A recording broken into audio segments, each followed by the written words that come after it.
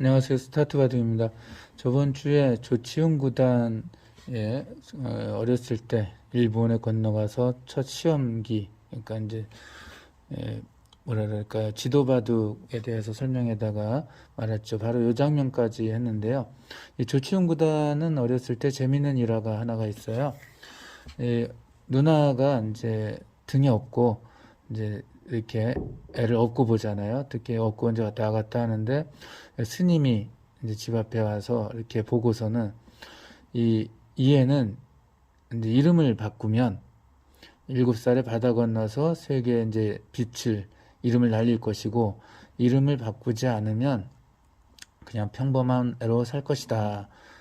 뭐 거기서까지 멈췄으면 되는데 근데 이름을 바꾸면 누군가가 대신 죽어야 되고 그 다음에 그 이름을 바꾸지 않으면 애의 엄마는 평생 중병에 시달릴 것이다 라고 한 거죠. 깜짝 놀라서 이제 아버지에게 달려가 가지고 스님이 이런 말 했어요 라고 하니까 그런 뭐 미신을 믿지는 않지만 그래도 이 선택을 해야 된다고 하면 부인이 평생 아프면 안 되겠다 싶어서 이 이름을 바꿨죠. 원래는 연자 돌림이라서 이 조풍현이라는 이름이었었는데 유명한 장면가를 찾아가서 이제 조치훈이라는 이름으로 바꿉니다.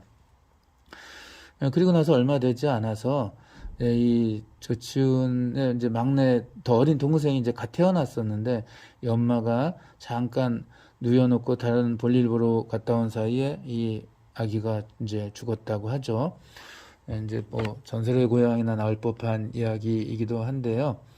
이 이제 훗날 명인이 돼서 조촌이 돌아왔을 때 그걸 이제 또 신문에 인터뷰를 하면서 그 스님이 이제 맞춘 꼴이 되었으니까 그 스님을 찾는다라는 이제 구인 광고도 내긴 했었는데 아무튼 그게 사실인지 아닌지 모르지만 조치훈의 큰형, 제일 큰형이 조상현이라는 이름을 가지고 있고요. 일본에서 역시 프로기사가 됐어요.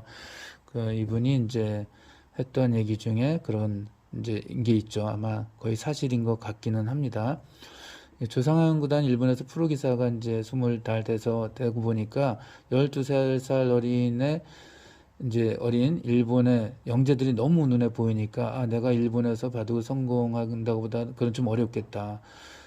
두각을 나타내긴 어렵겠다 싶어서 아버지한테 전화해서 우리는 아직 조치훈 희망이 있으니까 얘를 일본으로 데려갑시다 해서 데려갔다고 하는 거죠.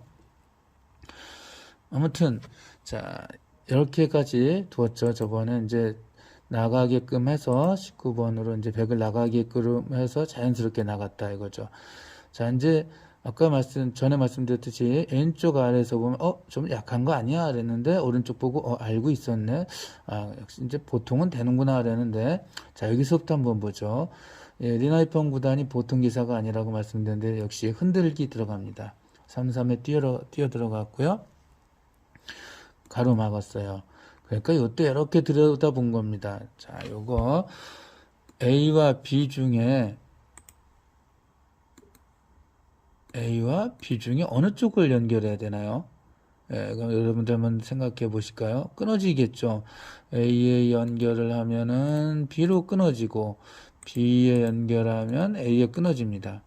선택을 한번 잘 어느 쪽이 좋을까 한번 보실까요? 자, 어린 조치훈은 A에 연결을 했어요. 보통은 이 귀가 두 점이 잡힐 것 같아서 이렇게 B에 연결을 하기가 쉬운데 이 자리를 연결하기 쉬운데 조치훈은 여기를 연결했습니다. 작전에 일관성이 있죠. 무슨 거죠?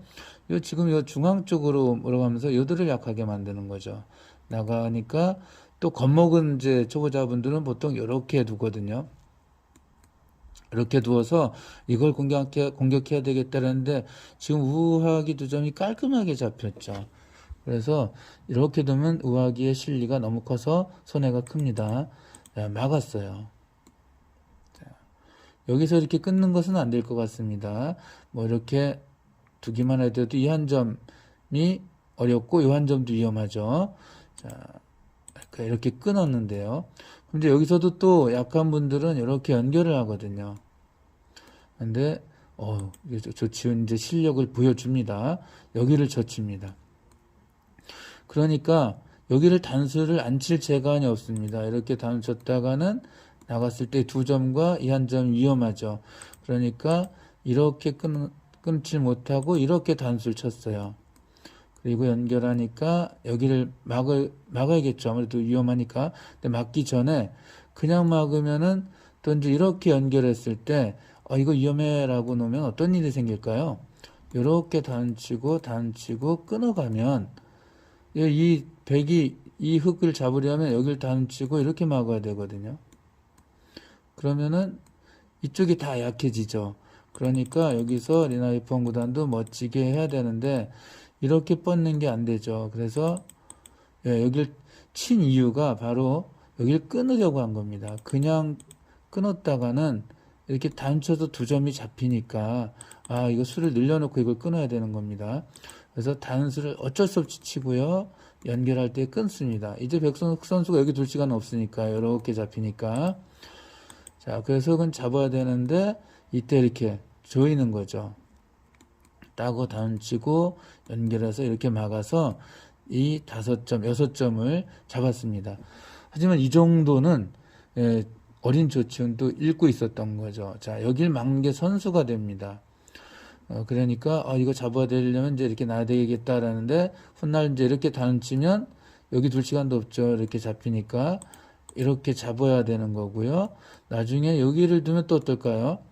이게 살아가는 수가 있죠. 다른 데 두었다가는 이렇게 두면 이 돌이 위험하죠.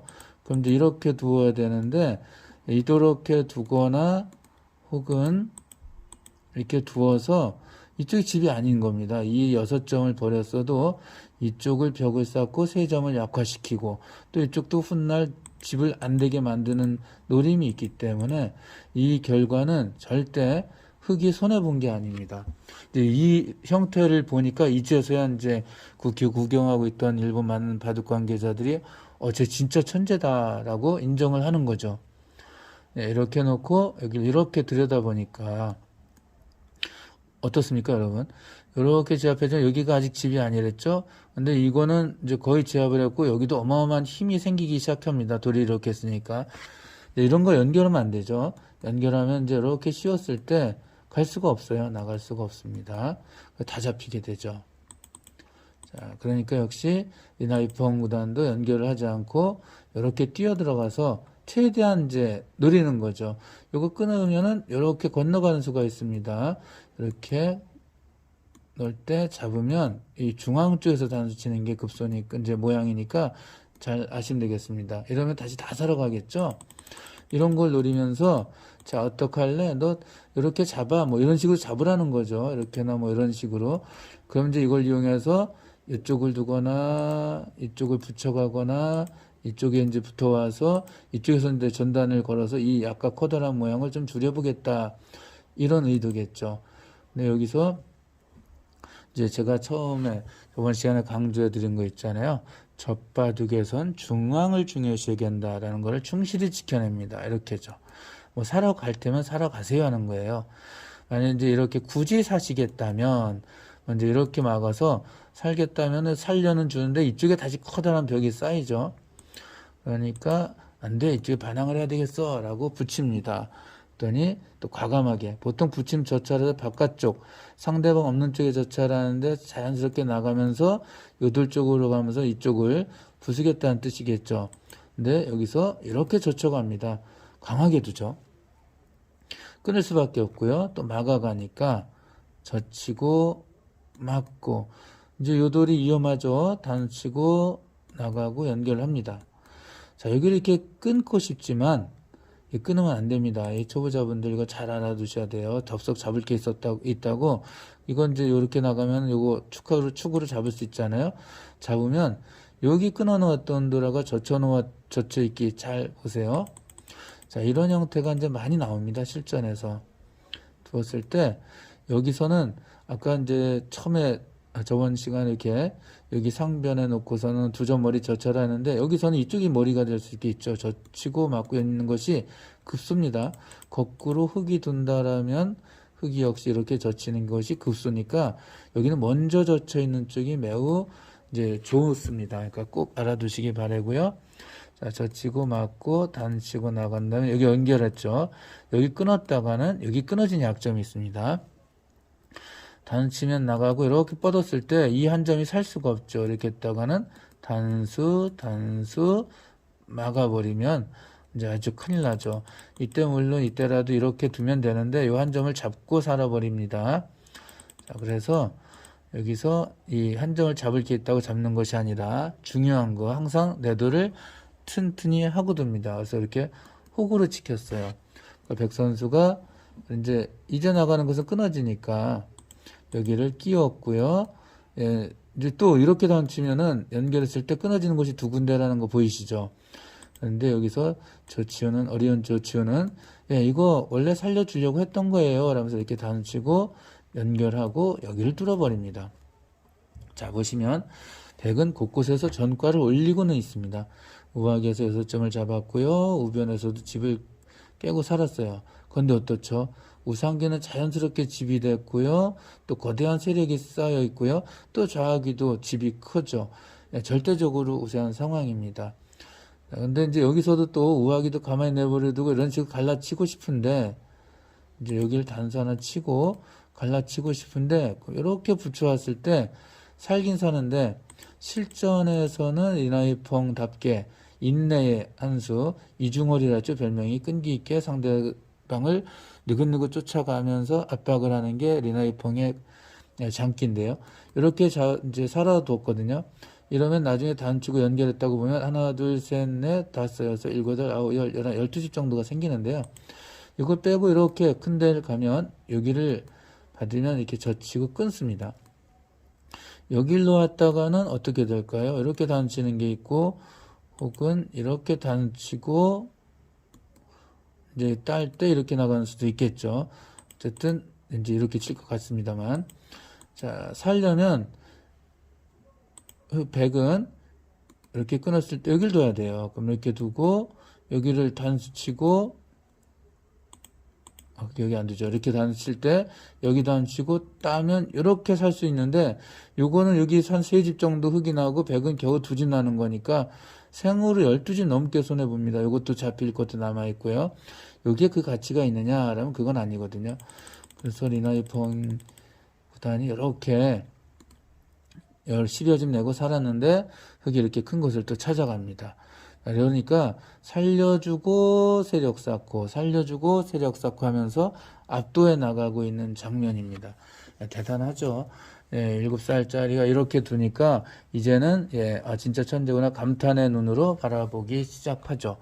물론 이게 큰 시합도 아니고 상금도 걸린 게 아니라서 리나이펑 구단이 막 이기려고 흔들거나 하지는 않았겠죠. 훗날 조치용 구단도 리나이펑 구단은 이 바둑을 이길 생각은 없는 것 같았다라고 얘기를 하죠. 뭐 그때의 감정을 기억을 잘 못할 텐데 아무튼 그런 얘기를 합니다. 자, 요 바둑이 재미가 있기 때문에 제가 다음에 한 번 더 하고요. 오늘은 여기까지 하도록 하겠습니다. 감사합니다.